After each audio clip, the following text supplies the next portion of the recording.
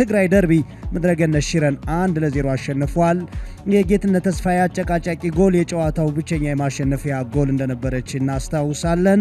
ወልዋሎ ዓዲግራት ዩኒቨርሲቲ ይህንን ጨዋታ በማሸነፍ ከወራጅ ቀጠና መውጣት ዋና የዚህ ጨዋታ 3 ነጥብ በማግኘት ግባቸው ነው። 24 ነጥብ አላቸው። የመጨረሻ ወራጅ ቀጠና ላይ ያለውን ደረጃ የያዙ ጨዋታውን ካሸነፉ በ27 ነጥብ እስከ 12ኛ ደረጃ መስፈንጠር ይችላሉ። መቻል 4ኛ ደረጃ ላይ ሆኖ ጨዋታውን ያደርጋል። ምናልባት ጨዋታውን ማሸነፍ ከቻለ ነገሌ አርሲና ሐዋሳ ከተማ እስከሚጫወቱ ድረስ ነጥቡን ወደ 37 አድርጎ ከሲዳማ ቡና ጋር የ5 ነጥብ ርቀት 2ኛ ደረጃን መያዝ ይችላል። ለዚህም ነው ለዛሬው ጨዋታ ከማሸነፍ ውጭ አማራጭ ይዘን አልመጣንም ሲሉ አሰልጣኝ ሙሉጌታ ምህረት መናገራቸው። ፉክክር ይጠበቃል። 23ኛ ሳምንት የሲቢኤ ኢትዮጵያ ፕሪሚየር ሊግ ጨዋታ በአዳማ ሳይንስና ቴክኖሎጂ ዩኒቨርሲቲ ስታዲየም መቻል ከወልዋሎ ዓዲግራት ዩኒቨርሲቲ የመጀመሪያው አጋማሽ ተጀምረዋል። አማኑኤል ዮሐንስ ተነጠቀ። አደገኛ ኳስ ይመስላል። የመጀመሪያ ኳስ ወደ ኮንኮኒ ሀፊዝ ለማድረስ ነበር። ብሩክ እንዳለ ጥፋት ሰርቷል።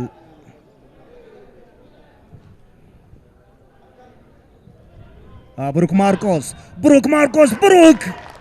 ከሳጥን ውጭ ሌላው የሙሉጌታ ምህረት አማራጭ እንደሆነ የሚያሳይ ነው። እንደዚህ አይነት ሙከራ አልፎ እንደዚህ ቦታዎች ላይ ጎል ያስቆጥራል። በተለይ ሀዲያ በነበረበት ጊዜ ከዳዋ ውጤሳ ጋር ወደፊት ጠጋ ሲል ጥሩ መግባባት ነበራቸው። አብዱ ያን ኬሚስትሪ በመቻል ብዙ እያዩ አይደለም ከብሩክ ማርቆስ ጋር አብዮን ሙሉ ጊዜ ወደ ሳጥን ከጠጋ ግን ጥሩ ምቶች መምታት ይችላል።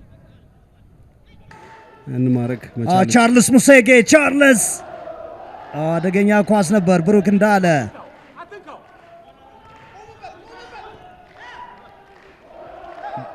ነጻነት ገብረመድህን እስካሁን መስመር አላለፈም። ቸርነት ነጻነት ትኩረት የሚስብ ፍልሚያ ነበር። በመጨረሻ ግን ብሩክ እንዳለ ከኋላ መጥቶ አግዞታል።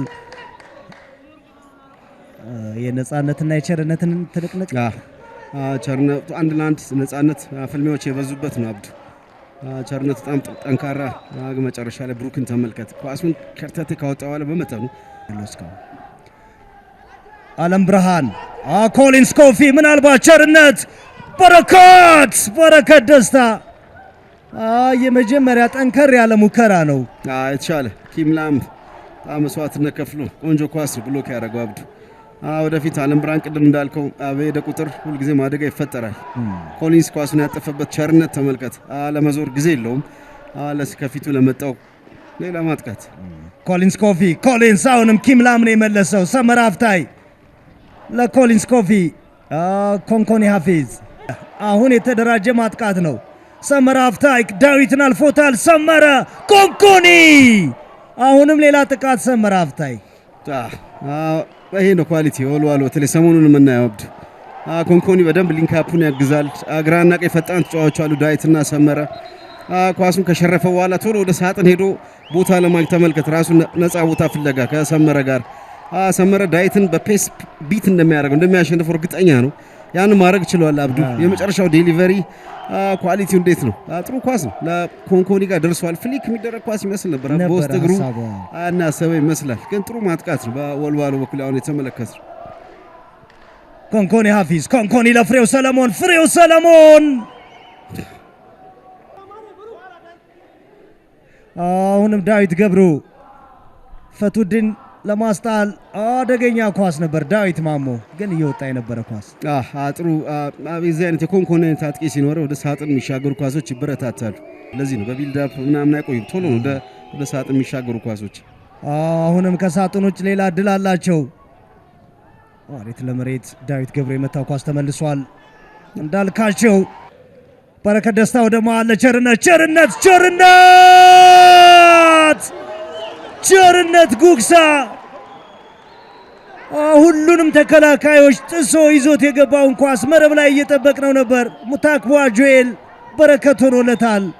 ብዙ አልተፈተነም በኳሱ ሪል ቻንስ በጣም ድንቅ ቻንስ። ቸርነት ጉግሳ ወጥቶበታል። አሁን ትንሽ ሁለቱም ሰዓቱ እየሄደ መሆኑን ሲያውቁ ይመስላል እየነቁ ናቸው። ዳዊት ማሞ ጌቱ ኃይለማርያምን አልፎታል። ዳዊት ማሞ ነፃነት ግሩም ኳስ ነው የተከላከለው። ዳዊት ማሞ ኳስ በእጅ ተነክቷል። ጠንከር ያለ የፍጹም ቅጣት ምት ጥያቄ አለው። ጥሩ ማጥቃት በግራ ሳይድ መሐመድ መጀመሪያ ተጽዕኖአቸው ለማሳደር ይሞክር ነው። አብዱልከሪም አማካይ ክፍል ላይ ገብቷል። ከግራ መስመር ጥሩ ሩጫ ነው። ዳዊት ኦቨርላፕ ጌቱን አልፏል። ኳሱ ነፃነት ክሊር ለማድረግ ያደረገው ጥረት ተሳክቷል። ግን ከዛ በኋላ ያለው ኳስ የተገባበዙ ይመስላል። አብዱ ቶሎ ለመውሰድ ሄኖክ አበበ አንድም ሰው መስመር እንዳያልፍ ብለዋል። የማኑኤል ወልደ ጻድቅ ያለፈው ሳምንት ጭቅጭቅ ምክንያት የሆነ በረዳቶቻቸው መታገዝ አለባቸው። እሳቸው ቢያመልጥ ረዳቶቻቸው ማየት አለባቸው። ቸርነት ጉግሳ ከሙታክዋ ጁኤል ቸርነት ሙታክዋ ጁኤል በመቻል በኩል 78 ደቂቃ ተጠብቆ የተገኘ አጋጣሚ ነበረ። ይህንን አጋጣሚ ወርቃማ ነው፣ ነገር ግን እንደ መዳብ ቆጠረው። ቸርነት ሙታክዋ ጁኤል ምን አይነት ትኩረት ነው! ሙታክዋ ቆንጆ ኳስ ነው ያዳነው። ሽመክት በቻለው መጠን ግቡ አንግል ለመጠበቅ ሞክሯል፣ ለማራቅ ሞክሯል ሙታክዋ ግን አብዱ ቀድሞውኑ አንቲሲፔሽኑ ትክክል ነበር። የሚመታበት ቦታ አውቋል። ስለዚህ ቀድሞ ስትሬች አድርጎ ኳሷ ላይ ለመድረስ አልቸገረም። ሙታክዋ ኪም ላምን ቤላውት አድርጎታል። አብዱ ጎሉ ሲቆጠር የሰራው ስህተት አብዱልከሪምን ጠልፎ ኪም ላም ነበር። ጥበቡ ለቆለታል። እንዳልካቸው ኮንኮኒ ዝግጁ አልነበረም። ኪም ላምም ቆሞ ነው ኳሱን የተመለከተው።